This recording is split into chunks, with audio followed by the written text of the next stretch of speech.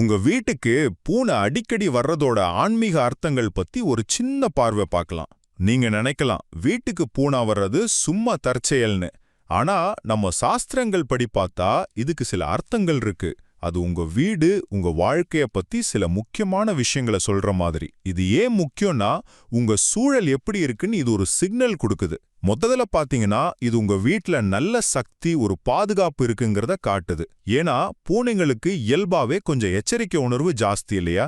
அதனால அதுங்க சேஃபான பாசிட்டிவ் எனர்ஜி உள்ள இடமா தேடி வரும். உங்க வீட்டுக்கு ஒரு பூனை அப்படி அடிக்கடி வந்தா உங்க வீடு வாழ்றதுக்கு நல்ல இடம், எந்த கெட்ட சக்தியும் அண்டாது, லக்ஷ்மி கடாட்சம் இருக்குன்னு அர்த்தம். ரெண்டாவதா, இது அதிர்ஷ்டத்தையும் நம்ம முன்னோர்களோட ஆசீர்வாதத்தையும் கொண்டு வர்றதா ஒரு நம்பிக்கை. நிறைய கலாச்சாரங்கள்ல பூனை ஒரு லக்கி செயினா தான் பாக்குறாங்க. அதோட வரகு சில சமயம் நமக்கு எதிர்பாராத நல்லது நடக்கிறது, கடன் பிரச்சனை தீர்றது, இல்ல பணவரவு அதிகமாகிறது, இது மாதிரி நல்ல விஷயங்களை குறிக்கலாம். ஏன் சில பேர் நம்ம முன்னோர்களே பூனை உருவத்துல வந்து நம்மள காப்பாத்துறாங்க, வழிகாட்டுறாங்கன்னு கூட நம்புறாங்க.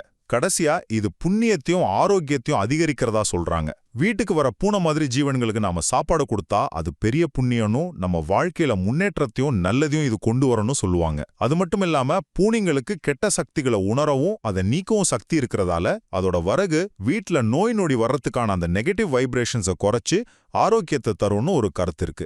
மொத்தத்துல உங்க வீட்டுக்கு பூனை வர்றது பெரும்பாலும் ஒரு நல்ல சகுனம் தான். உங்க வீடோட நல்ல நிலையையும் வரப்போற நன்மைகளையும் அது காட்டுது. சோ அடுத்த தடவை வந்தா அன்பா நடத்துங்க.